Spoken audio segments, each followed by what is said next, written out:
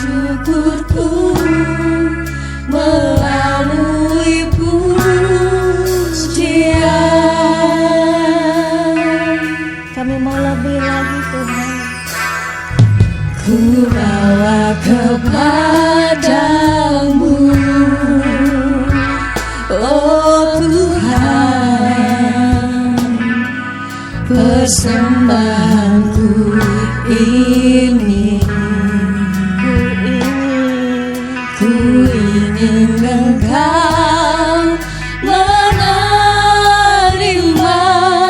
korban syukurku melalui pujian.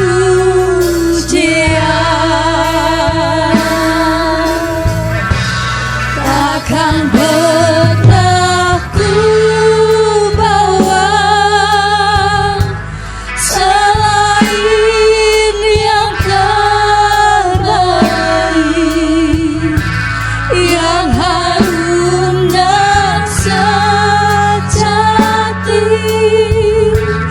di hadapan matamu, Yesusku. Terimalah korban syukurku ini, yang mengalir di hatiku sebagai persembahanmu.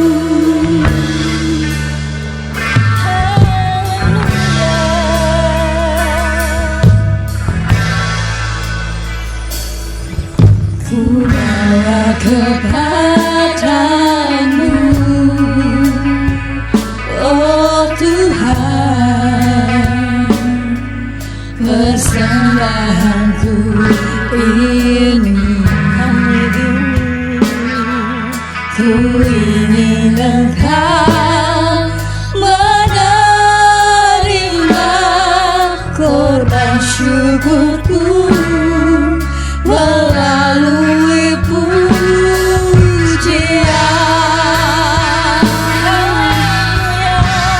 Takkan pernah ku bawa selain yang terbaik, yang harum dan sejati di hadapan matamu, oh Yesusku. Terimalah korban syukurku ini, yang mengalir di hatiku sebagai persembahanmu. Takkan pernah ku bawa selain yang terbaik,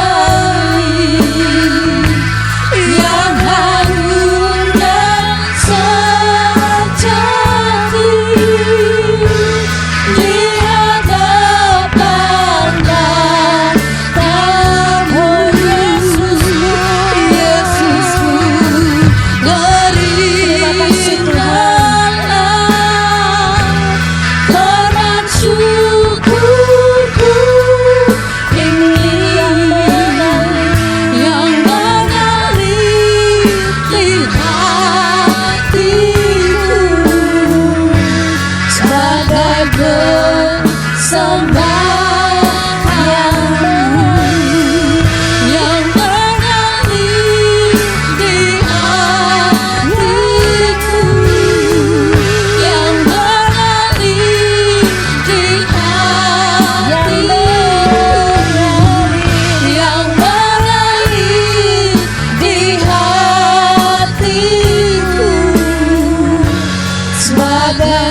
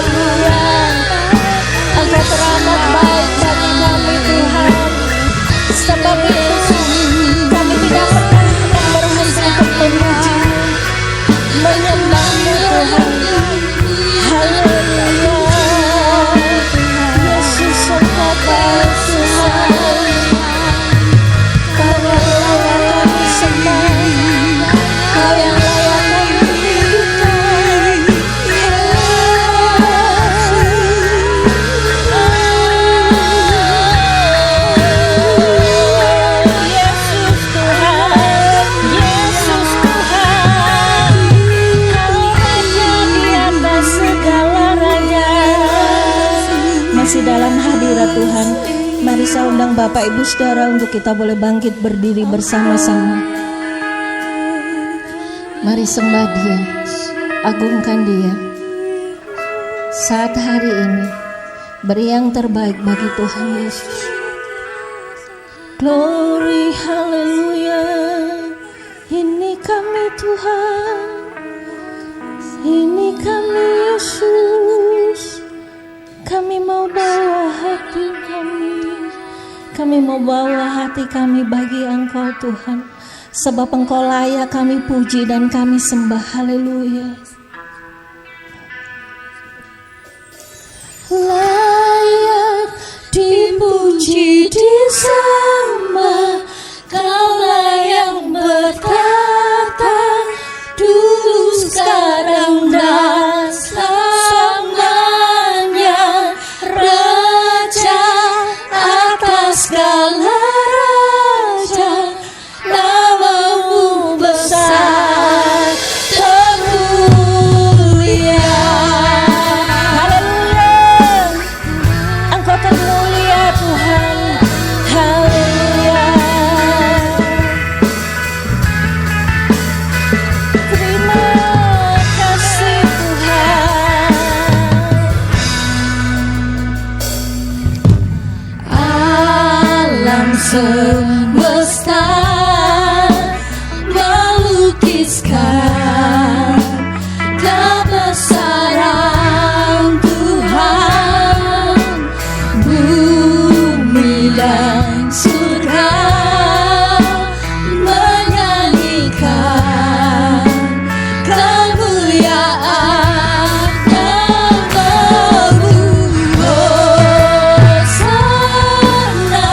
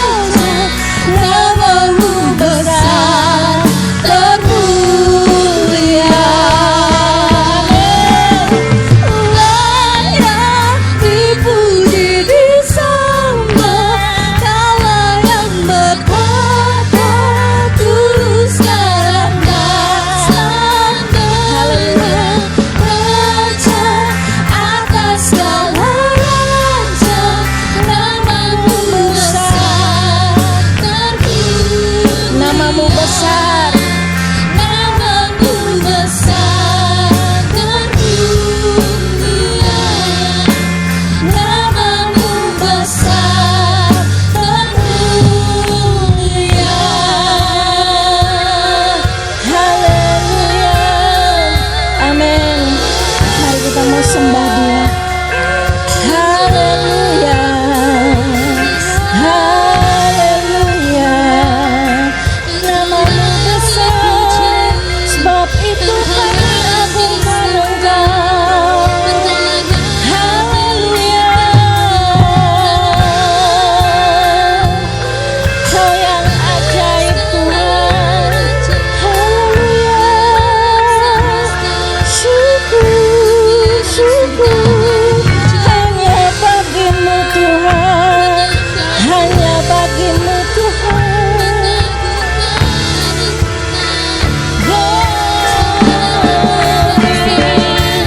Engkau layak disembah, layak diagungkan. Haleluya, haleluya, haleluya. Yesus Engkau baik, Yesus Engkau baik. Terima kasih Tuhan, terima kasih Yesus. Haleluya, syukur.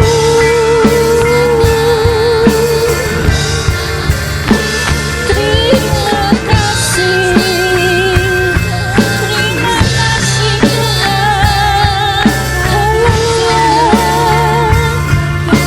haleluya. Segala puji hanya bagi-Mu Tuhan, segala hormat hanya bagi-Mu Yesus. Yesus, Yesus, Yesus Tuhan. Engkau ajaib Tuhan, Engkau ajaib Yesus. Haleluya, haleluya. Terima kasih Tuhan, terima kasih Yesus.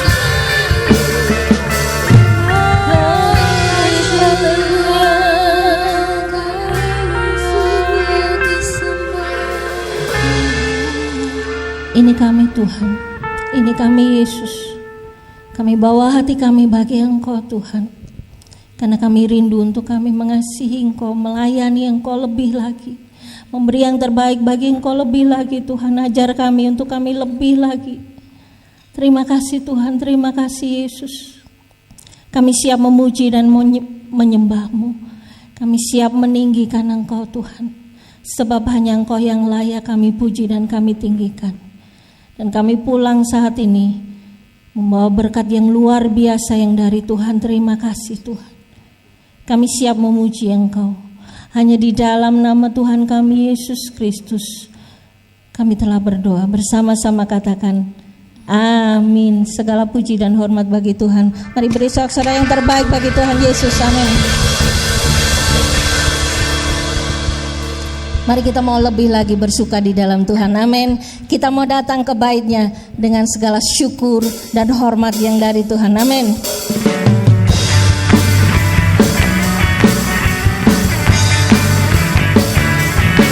Haleluya.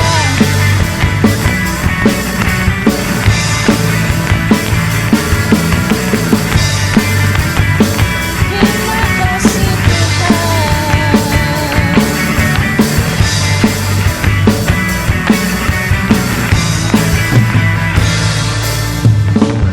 Datanglah ke bait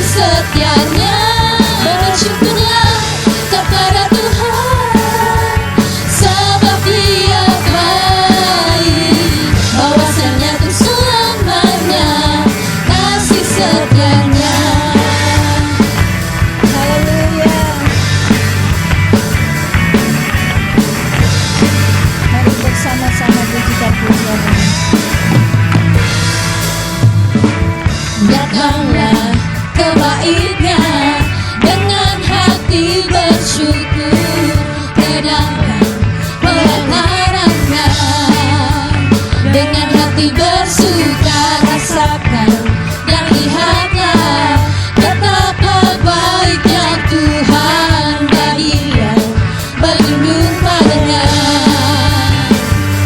Akan bersorak-sorak, akan bersorak-sorak, bersyukurlah kepada Tuhan, sebab Dia baik, kuasanya dan selamanya, kasih setianya. Bersyukurlah kepada Tuhan, sebab Dia baik, bahwasanya keselamanya, kasih setianya.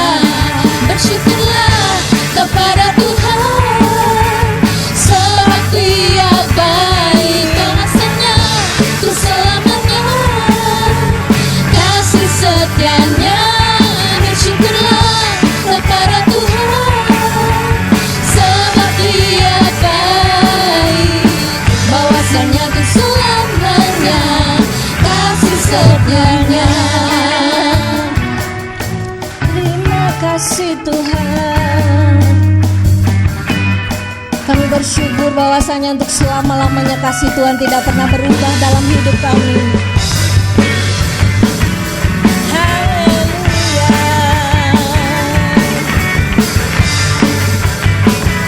Sebab itu kami mau tetap bersyukur kepada Tuhan.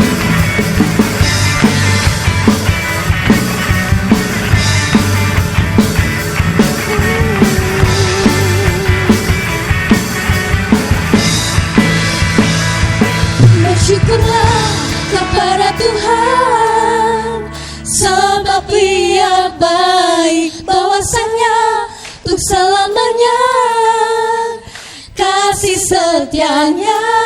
Bersyukurlah kepada Tuhan, sebab Dia baik, bahwasanya untuk selamanya, Mari lebih kasih lagi bagi Tuhan. setianya. Bersyukurlah kepada Tuhan, sebab Dia baik, bahwasanya untuk selamanya, kasih setianya. Bersyukurlah kepada Tuhan, sebab Dia baik, bahwasanya untuk selamanya, kasih setianya. Bahwasanya untuk selamanya, bahwasanya untuk selamanya, kasih setianya. oh haleluya. Terima kasih Tuhan. Mari beri sorak-sorai yang terbaik bagi Tuhan Yesus. Amin.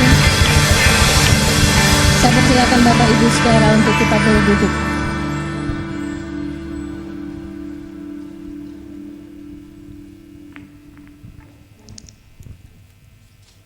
Tuhan baik bagi setiap kita, amin. Dia terlalu baik bagi setiap kita. Dia senantiasa akan memelihara kita.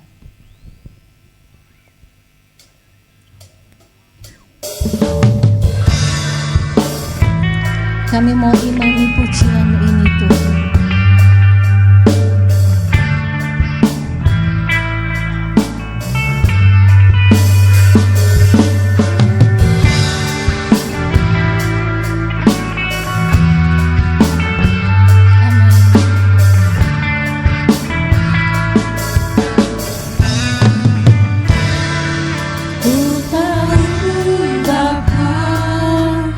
Peliharaku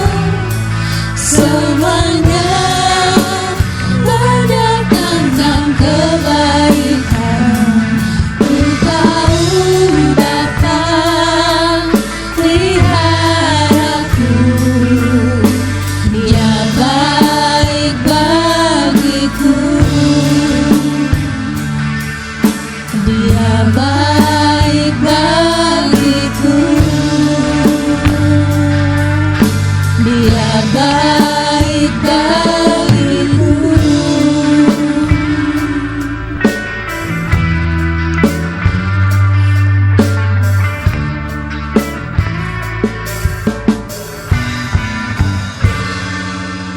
Terima kasih Tuhan untuk kebaikan Tuhan, karena Engkau menyertai kami dalam segala keadaan.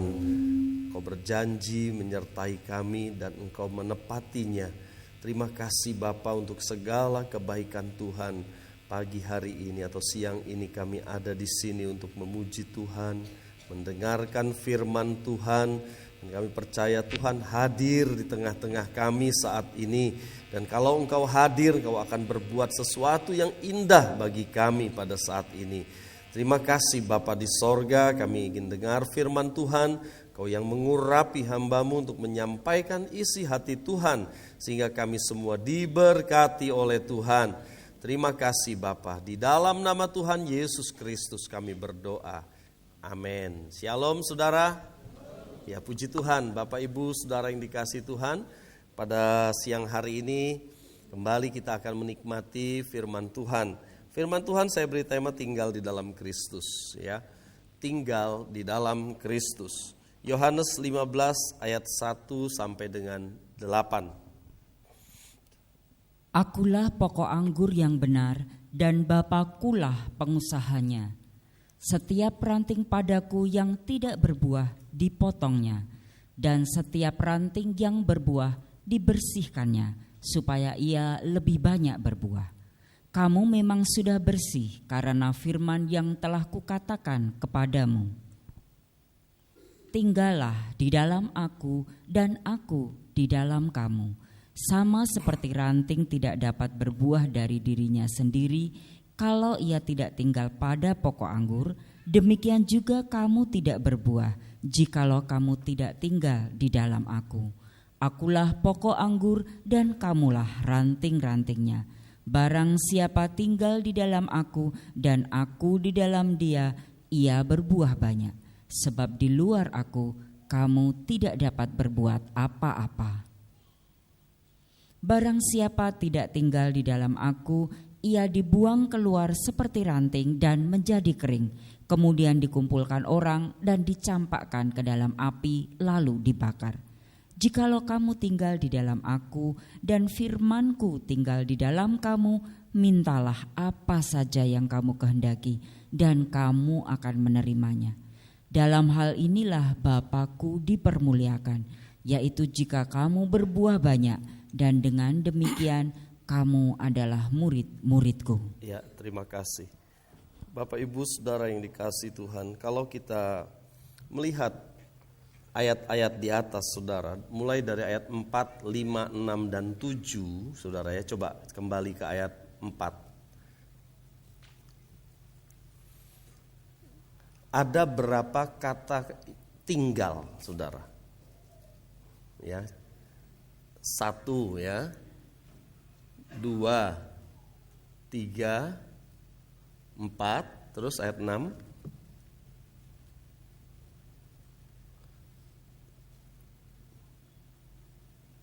Berapa ini?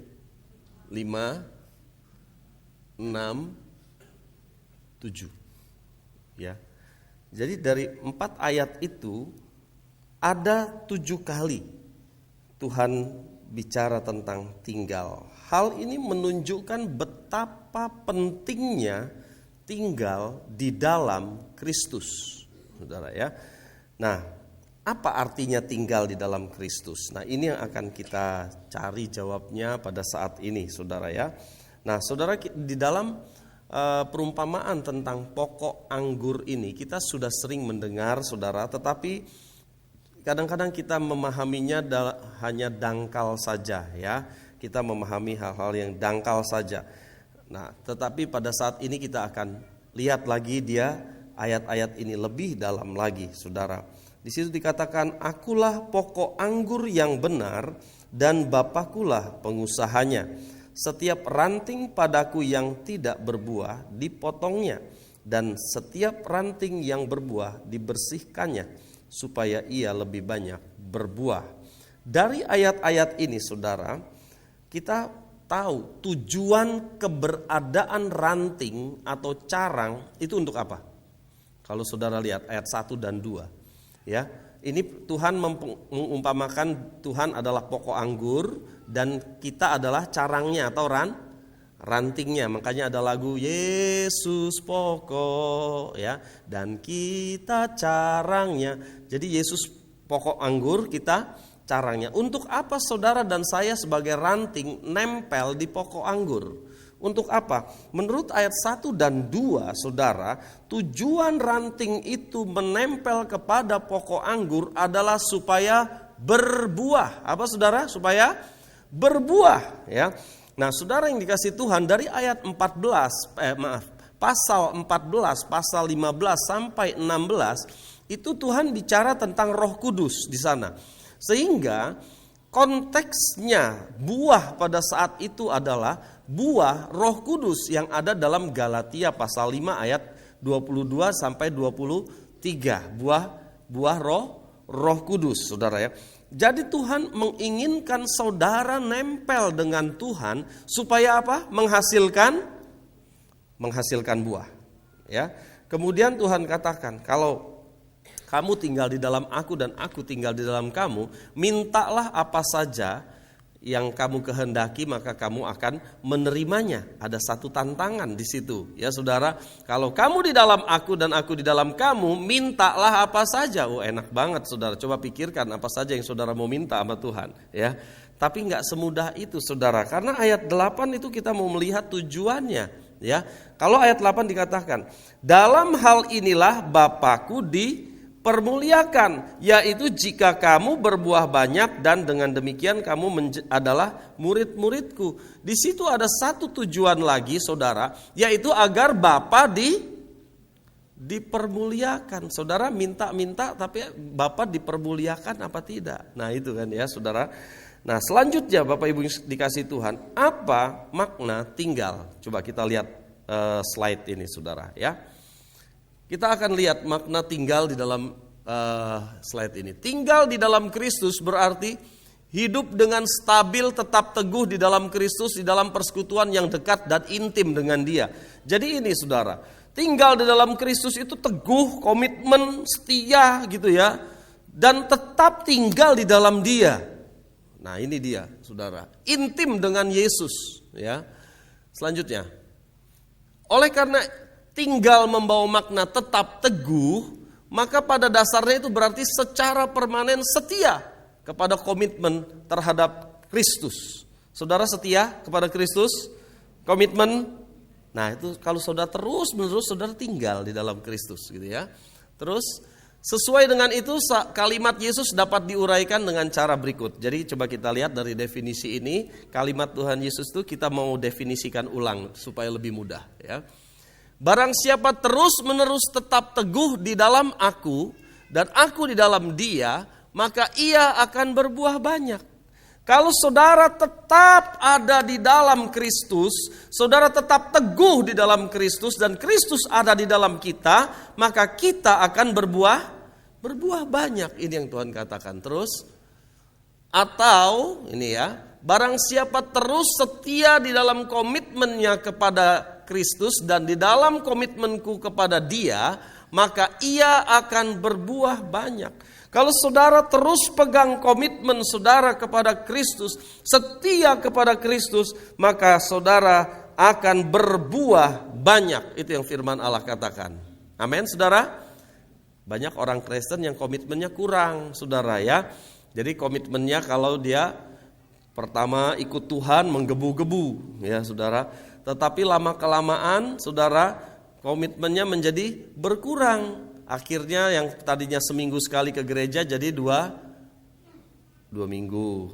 Jadi 3 minggu. Lama-lama 1 bulan sekali. Terus 2 bulan.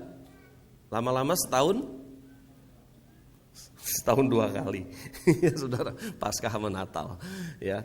Nah saudara yang dikasih Tuhan, kenapa? Karena komitmennya. Tapi hari ini saudara, itu kan dulu ya saudara ya.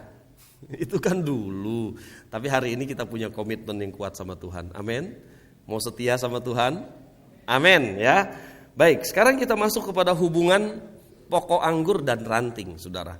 Kita mau lihat hubungan pokok anggur dan ranting. Ada dua hal, ya. Coba kita lihat slide selanjutnya.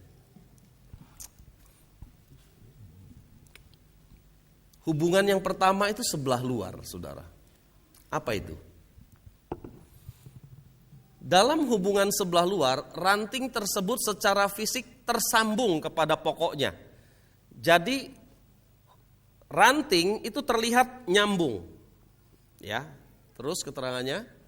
Tetapi belum tentu mendapat makanan dari pokoknya, yang akhirnya menyebabkan kematian. Nanti saya akan jelaskan maksudnya apa. Kok udah nempel kok enggak mendapat makanan, ya. Nanti saya jelaskan. Jadi yang pertama saudara harus ingat, hubungan antara ranting dan pokok anggur itu adalah yang pertama hubungan sebelah luar. Ya. Yang kedua yaitu hubungan sebelah dalam.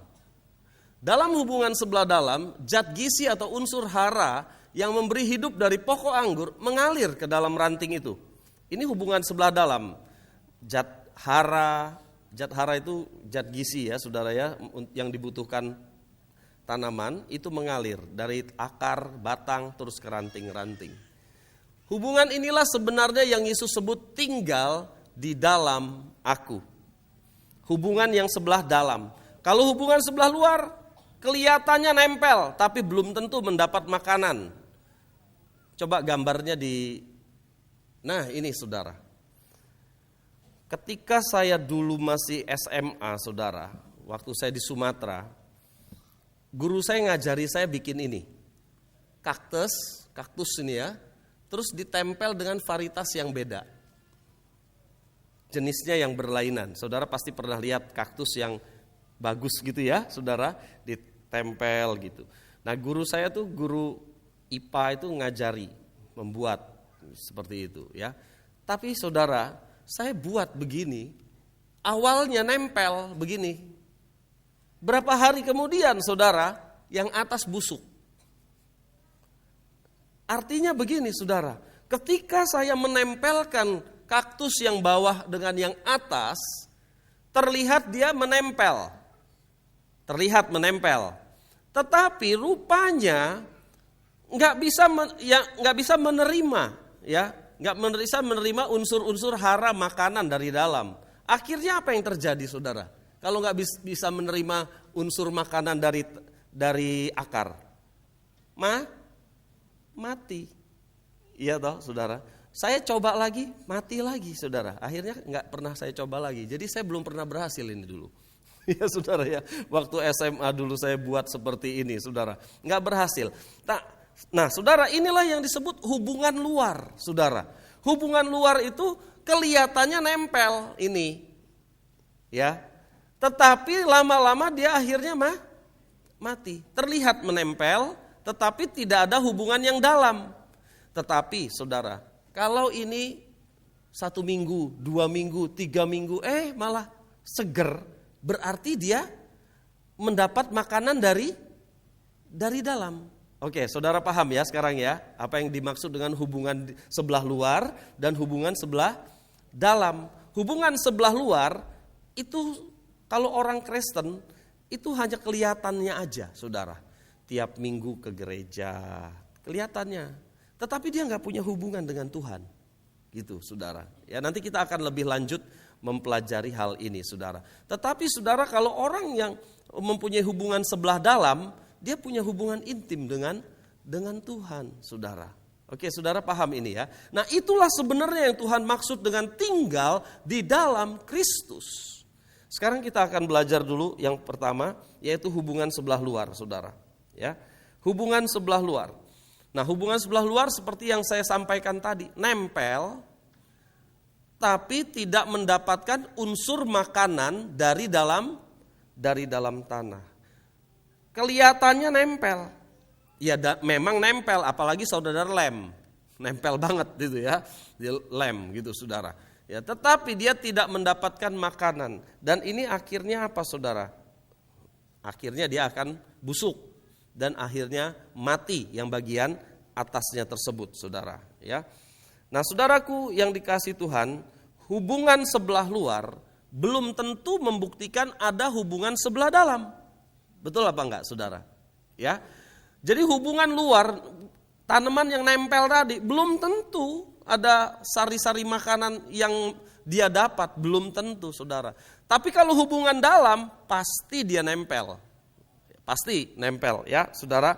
Nah, saudaraku yang dikasihi Tuhan, banyak orang Kristen atau beberapa orang Kristen seperti itu, saudara. Hanya punya hubungan di luar saja, tapi tidak mendapatkan kehidupan dari dalam. Ya, saudara, hanya dari luar saja, saudara. Dibaptis, iya. Keanggotaan gereja, iya. Punya kartu anggota, mungkin punya, saudara. Ya, jemaat gereja Gideon, katanya. Saudara, di KTP tertera Kristen lagi. Tetapi tidak punya hubungan pribadi dengan Kristus, saudara. Hanya luarnya saja. Nah, ini adalah hubungan sebelah luar. Dan ini berbahaya sekali, saudara. Nah, kita akan melihat bahayanya sekarang, ya. Apa bahayanya kalau kita hanya sekedar ikut Tuhan, tapi hubungannya hanya sebelah luar saja. Orang tahu kita ke gereja, orang tahu kita Kristen, orang tahu kita sudah dibaptis. Tapi hubungan kita dengan Kristus hanya sebelah luar. Apa bahayanya? Yang pertama, kita akan berpotensi menjadi antikristus. Loh, apa iya Pak? Coba kita lihat ayatnya. 1 Yohanes 2, 18-19. Anak-anakku, waktu ini adalah waktu yang terakhir. Dan seperti yang telah kamu dengar, seorang antikristus akan datang. Sekarang telah banyak bangkit antikristus. Itulah tandanya bahwa waktu ini benar-benar adalah waktu yang terakhir. Sebentar, saudara, ayat ini tadi, di situ dikatakan, apa nih, sekarang telah bangkit banyak antikristus, ya. Itulah tandanya bahwa waktu ini benar-benar adalah waktu yang terakhir. Ya, sekarang lanjut. Memang mereka berasal dari antara kita, tetapi mereka tidak sungguh-sungguh termasuk pada kita. Sebab jika mereka sungguh-sungguh termasuk pada kita, niscaya mereka tetap bersama-sama dengan kita. Tetapi hal itu terjadi supaya menjadi nyata bahwa tidak semua mereka sungguh-sungguh termasuk pada kita. Memang mereka, siapa mereka ini, saudara? Siapa yang disebut tadi di dalam ayat 18? Siapa mereka itu? Antikristus. Memang mereka, memang antikristus itu berasal dari siapa, saudara? Dari antara kita. Ini gak usah diamenkan ya, saudara. Dari antara kita jangan diamenkan, saudara. Saya berharap gak ada di antara kita gereja Gideon, amin. Nah, ini harus diamenkan, saudara. Tidak ada, ya. Tapi Alkitab katakan memang mereka berasal dari antara kita, katanya. Tetapi mereka tidak sungguh-sungguh termasuk pada kita. Mereka juga gak sungguh-sungguh kepada Tuhan, saudara. Ya, mereka berasal dari kita, tapi mereka gak sungguh-sungguh, katanya. Tetapi hal ini terjadi supaya menjadi nyata bahwa tidak semua mereka sungguh-sungguh termasuk pada kita. Jadi saudara yang dikasihi Tuhan, yang pertama, orang yang demikian bahayanya cuma punya hubungan luar dengan Kristus, dia berpotensi menjadi antikristus di akhir zaman. Ya, saudara, ini yang pertama. Hal yang kedua, saudara. Hal yang kedua adalah menjadi murtad. Ya. Orang yang punya hubungan tidak mendalam dengan Tuhan, hanya di luar saja, punya potensi untuk murtad, meninggalkan Kristus. Dan ini, saudara, malah menjadi sangat berbahaya, ancaman bagi gereja, saudara. Coba lihat di sosial media, ya, berapa banyak pendeta terus murtad. Ada nggak, saudara? Ada. Saudara lihat di YouTube atau di sosmed, ya, saudara, orang-orang Kristen yang murtad. Dan akhirnya apa, saudara? Mereka malah menjelek-jelekan agama Kristen. Betul apa enggak, saudara? Ya, kenapa? Karena mereka tahu sedikit, tidak mempunyai hubungan yang mendalam dengan Kristus, dan akhirnya mereka malah tahu sedikit tadi itu loh yang susah ya saudara. Akhirnya malah menjelek-jelekan orang Kristen, agama Kristen saudara. Dikatakan Alkitab ini sama ini bertentangan ini dan sebagainya. Karena apa? Tidak punya hubungan yang mendalam dengan Kristus. Tidak bisa memahami ayat-ayat firman Tuhan saudara. Nah ini menjadi satu bencana ya saudara ya. Menjadi satu hal yang sangat berbahaya orang Kristen yang seperti ini saudara. Kenapa? Sekalipun ngaku pendeta saudara, pendeta tapi tidak punya hubungan dengan Kristus. Itu yang kedua. Yang ketiga, jemaat tidak bertumbuh. Jadi berpotensi menjadi jemaat yang enggak bertumbuh. Murtad enggak murtad. Dia tetap ada dalam gereja tapi tidak bertumbuh saudara, ya tetap aja suka berkelahi di dalam gereja, ya tetap aja punya kebencian saudara di dalam gereja, enggak berubah, suka menggerutu, penghasut, pertikaian, udah itu dia saudara. Di dalam gereja suka bikin onar saudara, hidup dia sebenarnya enggak bahagia saudara dengan demikian, ya. Tapi karena dia terus tidak berubah, hanya punya hubungan di luar dengan Kristus, saudara, maka hidupnya jadi nggak bahagia, menggerutu, tukang onar tadi, saudara. Dan kalau saudara dekat sama dia, saudara juga jadi nggak bahagia. Betul apa enggak, saudara? Iya nggak? Kalau saudara dekat sama orang yang suka mengeluh, saudara jadi senang apa enggak? Nggak senang kita juga, benar ya, saudara? Nah ini dia, saudaraku yang dikasihi Tuhan. Jadi ada yang demikian menjadi jemaat tapi jadi jemaat yang suka ya seperti itu saudara. Enggak bertumbuh di dalam gereja. Senyum aja enggak mau kali. Kalau di sini mau senyum saudara. Kasih senyum kiri kanan. Ya saudara, ada masker Pak katanya. Tapi kan kelihatan ya saudara ya. Puji Tuhan, saudaraku yang dikasihi Tuhan. Nah itu bahayanya, ada 3 hal. Bahaya kalau kita hanya sekedar hubungan sebelah luar saudara. Sekarang kita mau lihat hubungan sebelah dalam. Nah, hubungan sebelah dalam inilah yang Tuhan katakan tinggal di dalam aku. Kalau saudara perhatikan ayat-ayat dari Yohanes 15 yang kita baca tadi, saya suruh saudara tadi menghitung ada berapa kata, ada 7 kali kata tinggal ya saudara ya. Berarti ini sangat penting sekali saudara. Tinggallah di dalam aku dan kamu di dalam kamu di dalam aku dan aku di dalam kamu, kata Tuhan. Tetapi kalau saudara perhatikan ayat 7, Tuhan memberikan satu kesimpulan yang lebih jelas di dalam ayat 7. Ayat 7 itu berbicara gini, jikalau kamu tinggal di dalam aku dan firmanku. Nah ini, di ayat-ayat sebelumnya enggak ditulis, saudara. Tuhan hanya bilang tinggallah di dalam aku dan kamu di dalam aku. Seperti itu. Tetapi di ayat 7 Tuhan katakan, jikalau kamu tinggal di dalam aku dan firmanku tinggal di dalam kamu. Nah ini menjadi satu kesimpulan. Untuk tinggal di dalam Kristus itu berarti firman Allah itu harus tinggal di dalam hati kita. Amin saudara. Apakah firman Allah tinggal di dalam hidup saudara? Apakah kalau saudara punya masalah yang saudara ingat firman? Ini kan pertanyaannya. Atau hal-hal lain yang saudara ingat ya. Nah saudara yang dikasihi Tuhan, jadi saudara, kata-kata jika firmanku tinggal di dalam kamu berarti kita mengalami komunikasi 2 arah dengan Kristus. Komunikasi 2 arah artinya Kristus akan bicara kepada kita melalui firman-Nya. Jangan sampai saudaraku yang dikasihi Tuhan, kita dengar firman, kita baca firman, tetapi kita tidak berkomunikasi. Artinya begini, kita baca firman, Matius pasal 5, oh sudah ngerti. Ya, kan saudara dapat renungan pagi setiap pagi ya dari Pintas lewat grup.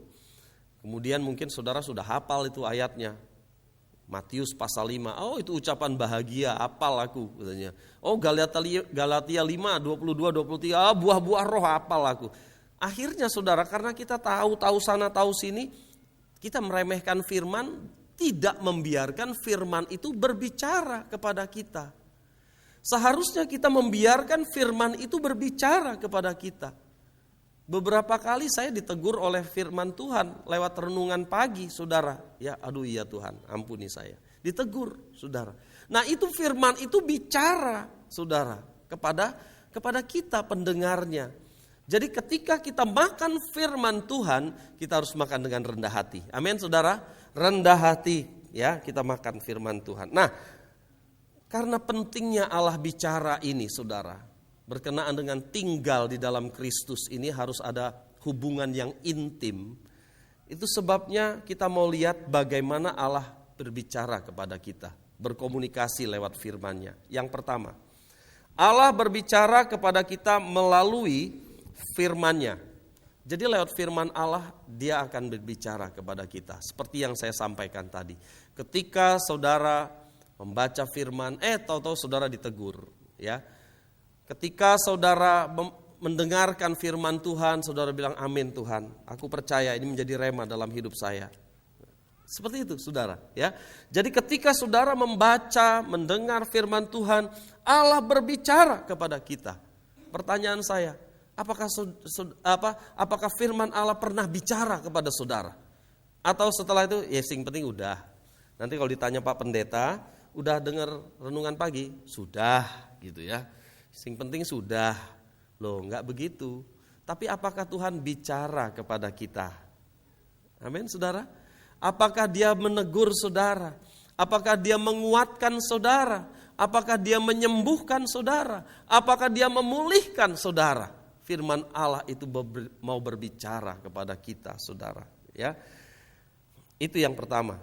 Hal yang kedua, saudara, Roh Kudus mengingatkan kita akan firman Allah. Yohanes 14 ayat 26. Tetapi penghibur, yaitu Roh Kudus, yang akan diutus oleh Bapa dalam namaku, dialah yang akan mengajarkan segala sesuatu kepadamu dan akan mengingatkan kamu akan semua yang telah kukatakan kepadamu. Perhatikan, di sini dikatakan dan akan mengingatkan kamu. Siapa yang mengingatkan kita, saudara? Siapa menurut ayat ini? Roh Kudus, karena di atasnya dikatakan tetapi penghibur, yaitu Roh Kudus yang akan diutus oleh Bapa. Di sini pakai akan karena dulu belum. Tapi sekarang setelah peristiwa Pentakosta, Roh Kudus sudah diberikan, ya. Nah, di sini katakan dialah yang akan mengajarkan segala sesuatu kepadamu dan akan mengingatkan kamu akan semua yang telah kukatakan kepadamu. Saudara yang dikasihi Tuhan, Roh Kudus akan mengingatkan saudara apa yang sudah Tuhan katakan lewat firman Tuhan. Tetapi bagaimana Roh Kudus bisa mengingatkan kita jika kita tidak pernah atau jarang mendengar firman Tuhan? Yang mau diingatkan apa? Tadi pagi saya kasih contoh, kalau ada orang berjanji sama saya, Pak Teddy nanti saya mau beri apalah gitu ya, TV gitu misalnya. Nanti kalau saya dapat bonus lebaran tak kasih ini Pak Teddy. Ya oke. Berarti kan dia sudah ngomong gitu kan saudara ya. Nah ketika saya menagih, dia lupa, Pak dulu katanya kalau dapat bonus mau kasih saya TV. Oh iya, nah itu kan saya mengingatkan karena dia sudah ngomong dan saya sudah mendengar. Tapi kalau Bapak itu enggak pernah ngomong sama saya. Terus saya bilang, Pak katanya mau kasih saya TV. Kapan saya ngomong? Kan gitu ya saudara. Enggak bisa diingatkan kan saudara. Enggak pernah dengar juga sebenarnya saya cuma cari-cari perkara aja kan kayak gitu namanya ya. Nah kalau kita orang percaya kepada Tuhan jarang mendengar firman Tuhan, jarang membaca firman Tuhan, ya saya bilang jarang. Kalau nggak pernah itu kayaknya nggak mungkin ya saudara ya, jarang gitu. Terus Roh Kudus suruh mengingatkan ayat yang mana, gitu ya. Tetapi kalau kita rajin membaca firman Tuhan, bukankah firman Tuhan itu banyak? Nggak mungkin saudara bisa ingat semuanya, betul kan? Nggak bisa saudara ingat semuanya firman yang sudah kita dengar, kita baca, itu nggak bisa kita ingat semua. Nah ketika saudara menghadapi satu masalah, saudara berdoa, nah Roh Kudus mengingatkan apa yang sudah kita pernah dengar dan kita baca. Ini dikatakan, mengingatkan kamu akan semua yang telah kukatakan kepadamu. Roh Kudus bicara kepada kita, dia mengingatkan, ingat firman Allah ini. Kamu jangan khawatir, jangan takut, kata kata Roh Kudus, ingat firman Tuhan di dalam Yesaya bahwa dikatakan jangan takut, aku beserta dengan kamu. Loh, oh iya betul, kita kan katakan gitu. Terus kita merasa gak mampu. Tuhan, Roh Kudus mengingatkan Filipi 4 ayat 13, segala perkara dapatku tanggung di dalam Dia yang memberikan kekuatan kepadaku. Amin Tuhan, terima kasih. Nah, siapa yang mengingatkan saudara? Roh Kudus mengingatkan kepada kita ketika kita mulai berdoa. Roh Kudus mengingatkan, ini loh. Dan Dia bukan hanya mengingatkan, Dia mengajar saudara. Dialah yang akan mengajarkan segala sesuatu kepadamu sehingga saudara paham, sehingga saudara mengerti. Sekarang kita lihat ayat selanjutnya. Yohanes 16 ayat 13. Tetapi apabila Ia datang, yaitu Roh kebenaran, Ia akan memimpin kamu ke dalam seluruh kebenaran. Dia akan mengajar saudara sampai kepada seluruh kebenaran. Saudara mengerti apa yang orang lain gak ngerti, saudara bisa mengerti. Karena Roh Kudus itu mengajar kita, saudara. Saudara yang dikasih Tuhan, Alkitab itu buku yang luar biasa. Saudara percaya? Kalau saudara membaca satu buku, tipislah ya, apa saja, buku cerita atau buku rohani, maka saudara akan menguasai isi buku itu. Saudara gak perlu baca 2 kali, saudara udah tahu kok isi buku itu. Betul apa enggak? Kalau saudara baca ceritanya ini, saudara bisa menceritakan ulang. Tapi saya kasih tahu sesuatu hal. Firman Allah, saudara mau baca 100 kali, ada sesuatu yang baru terjadi dalam hidup saudara. Karena firman Allah adalah firman yang hidup. Beda dengan buatan tangan manusia, saudara. Firman Allah adalah firman yang hidup. Saudara baca 100 kali saudara mendapatkan hal yang baru, saudara. Karena firman Allah adalah firman yang hidup. Nah, Roh Kudus akan mengajarkan kita, memimpin kita ke dalam seluruh kebenaran. Saudara, saya tadi pagi tanya sama jemaat yang ibadah pagi. Sudah pernah ke museum pers? Monumen pers itu? Sudah pernah masuk, saudara? Sudah pernah masuk? Museum keris? Saudara orang Solo apa bukan? Orang Solo gak pernah ke museum. Ke Tawangmangu udah pernah? Bola Bali Pak. Kenapa saudara gak ke museum keris yang ada di kota Solo, tapi saudara ke tempat yang jauh? Sudah pernah, ya? Kenapa saudara? Banyak orang gak tertarik sama museum. Isinya opo gitu ya saudara. Ya, saudara yang dikasih Tuhan, ketika kita gak ngerti saudara, masuk ke monumen pers apa ini? Tapi begitu ada guide di sana saudara, pemandu ya saudara, dijelaskan ini loh tokoh-tokoh pers Indonesia. Pers itu pertama kali ini. Kalau ndak ada mereka para pelopor pers, mungkin hari ini tidak demikian sosial media kita. Wow, dijelaskan demikian saudara ya mungkin ya.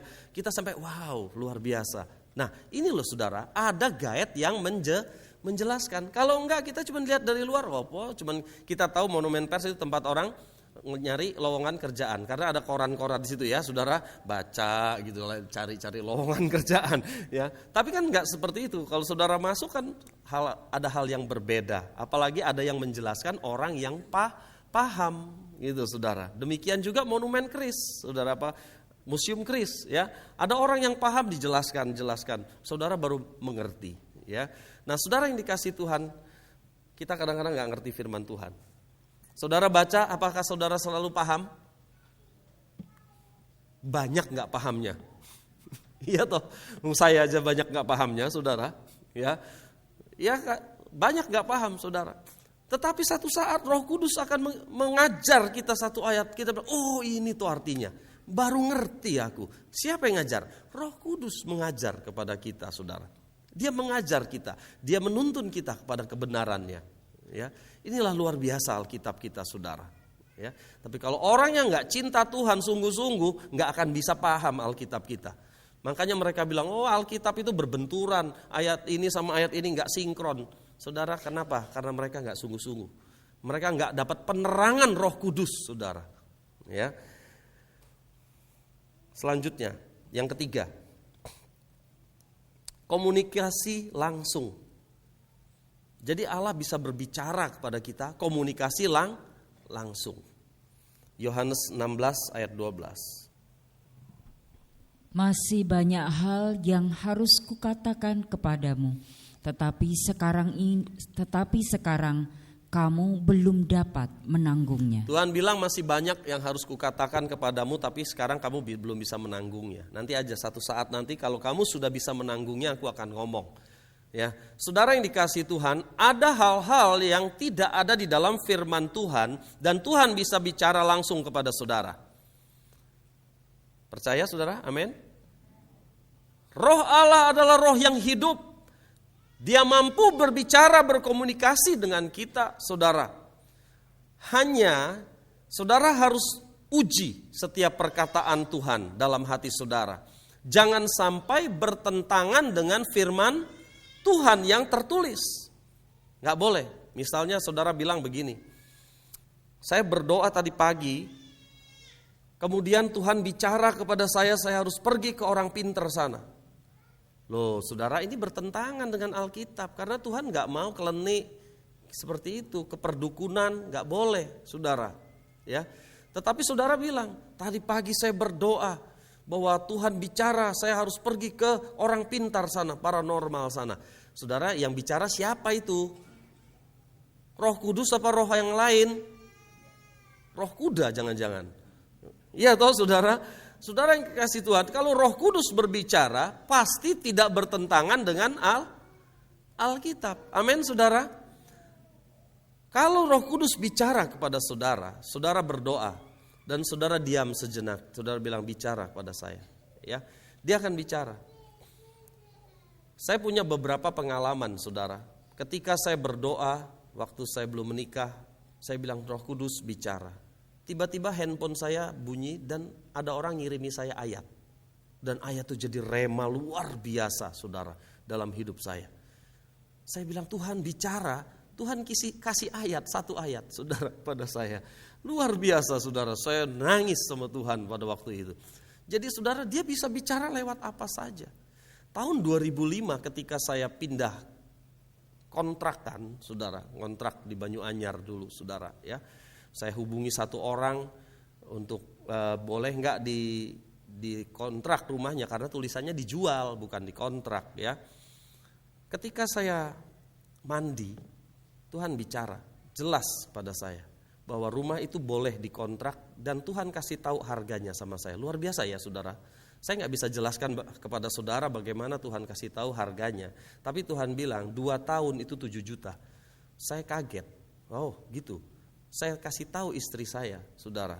Kenapa saya kasih tahu istri saya? Untuk cross check benar apa enggak nantinya, ya, saudara. Tapi Tuhan bekerja dan akhirnya jadi rumah itu diperbolehkan saya kontrak 2 tahun 7 juta. Jadi seperti apa yang Tuhan katakan. Kenapa? Karena Tuhan kasih berkat saya memang pas waktu itu 7 juta, ya. Saudara yang dikasih Tuhan, Tuhan bisa bicara langsung kepada kita, saudara. Bukan dengan telinga yang ada di luar ini saudara, tapi saya nggak tahu bagaimana cara menjelaskannya. Dia bisa berbicara audible gitu saudara ya, bisa kita rasakan saudara ketika dia bicara pada kita ya, karena dia adalah roh yang hidup ya saudara. Dia bukan Allah yang mati, amin saudara, tapi nggak selalu begitu saudara ya. Jadi kalau Allah nggak bicara nanti kita bikin-bikin lagi. Oh Allah tadi Roh Kudus bicara kepada saya. Belum tentu, kadang-kadang kita jangan sampai kita buat-buat gitu loh maksud saya ya. Jangan sampai kalau Roh Allah tidak bicara kita ngomong bicara. Ini berbohong saudara. Dan bisa membahayakan supaya misalnya saya ngomong gitu supaya saya kelihatan keren gitu ya. Wah pendeta Gideon keren, Allah bicara terus gitu. Ini juga nggak boleh saudara. Ini berbahaya sekali ya kalau seperti itu. Jadi saudaraku yang dikasih Tuhan, Allah akan berkomunikasi dengan kita. Ingat, hubungan ada 2, hubungan sebelah luar dan hubungan yang dalam. Hubungan luar itu dia tidak punya hubungan intim dengan Tuhan, tapi hubungan yang di dalam itu adalah hubungan yang intim. Hubungan dua arah dengan Kristus, berbicara kepada Tuhan sebagai Bapa, saudara. Kita berbicara, berkomunikasi dengan Tuhan, dan firman-Nya tinggal di dalam hidup kita. Amin, saudara. Mari kita nyanyikan satu pujian.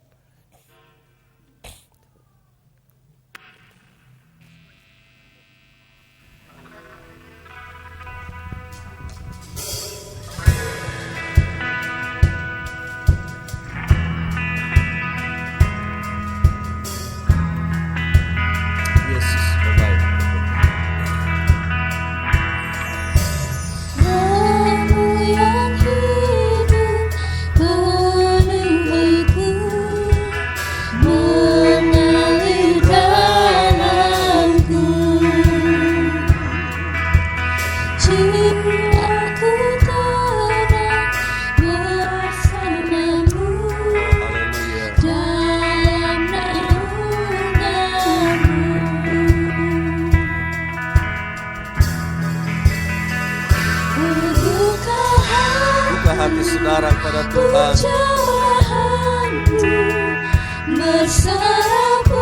Amin.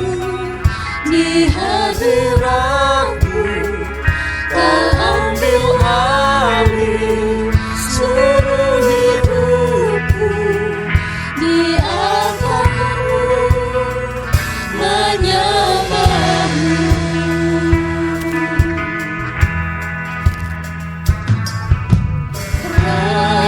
Yang kudus pulihkanku, Engkaulah damaiku.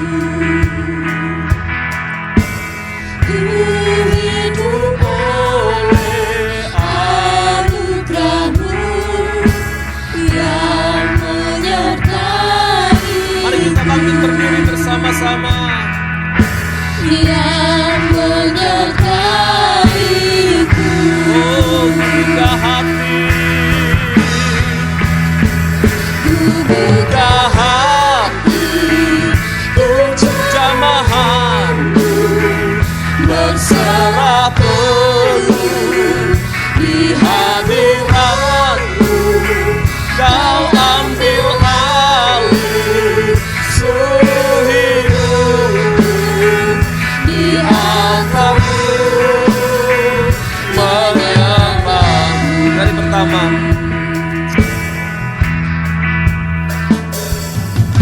Roh-Mu yang hidup penuhiku, Engkaulah dalamku. Jiwaku tenang bersama-Mu dalam naungan-Mu.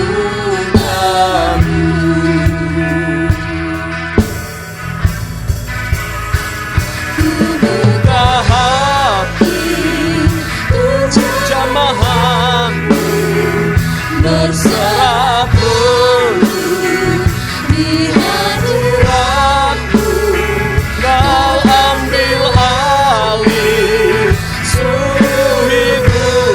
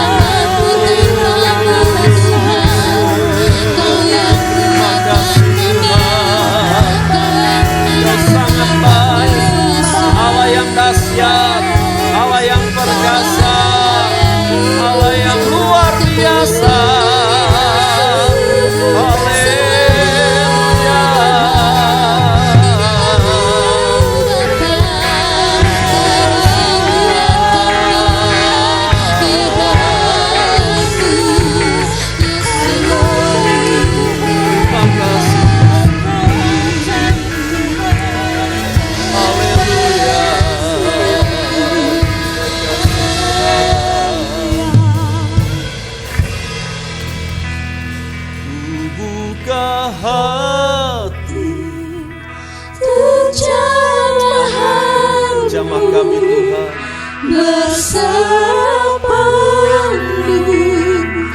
di hadirat-Mu, Kau ambil alih seluruh hidupku di altar-Mu,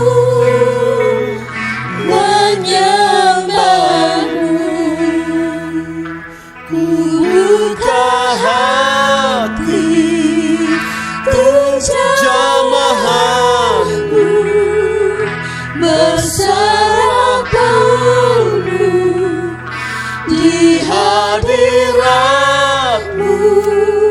Kau ambil alih seluruh hidupku di altar-Mu, menyembah-Mu di altar-Mu, menyembah-Mu Di altar-Mu. di altar-Mu, menyembah-Mu. Haleluya. Terima kasih Tuhan. Terima kasih untuk kebaikan-Mu, untuk firman yang sudah kami dengar saat ini. Mari Bapak Ibu Saudara yang dikasihi Tuhan, kita tengadahkan tangan kita. Kita terima berkat dari Tuhan. Kiranya Engkau memberkati kami dengan berlimpah-limpah. Kau perluas daerah kami. Kiranya tangan-Mu yang kuat menyertai kami dan melindungi kami daripada malapetaka, sehingga kesakitan tidak menimpa hidup kami. Saudaraku yang dikasihi Tuhan, pulanglah sekarang dengan membawa berkat yang besar dari Allah Bapa, Allah Anak dan Allah Roh Kudus yang senantiasa menyertai kita, membimbing kita dan memimpin kita dari kemenangan kepada kemenangan, mulai saat ini sampai selama-lamanya. Di dalam nama Tuhan Yesus, kami terima seluruh berkat Allah sepanjang minggu ini. Haleluya. Amin. Silakan duduk saudara.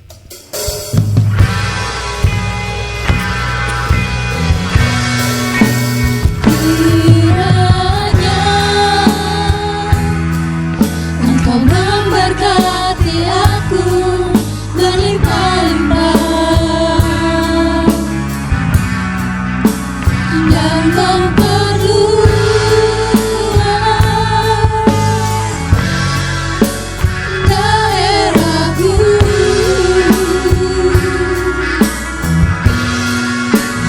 Dan kiranya tangan-Mu menyertai aku dan melindungi aku daripada malapetaka, sehingga kesakitan tidak menimpa aku, sehingga kesakitan tidak menimpa aku.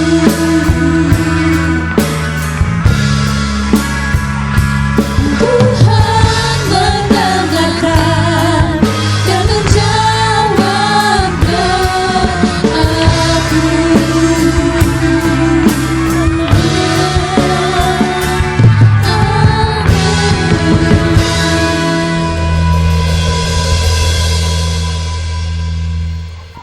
Biarlah mulai hari ini kita mau tetap hidupi roh yang ada di dalam kita. Amin. Terima kasih Bapak Pendeta Teddy yang sudah memberitakan firman Tuhan. Yesus memberkati Bapak dan keluarga. Bapak Ibu Saudara yang terkasih dalam Tuhan, sebelum kita akan keluar di dalam ruangan ini, saya akan membacakan beberapa pengumuman. Untuk yang pertama, ibadah umum tetap diadakan 3 kali, jam 6.30, jam 9 pagi, dan juga jam 5 sore. Ibadah online bisa disaksikan melalui kanal YouTube Guys Gideon Ayu mulai jam 5 sore. Ibadah tunas remaja setiap hari Jumat, tempat di gereja jam 4 sore. Untuk komisi orang muda, hari Sabtu jam 6 sore bertempat di gereja.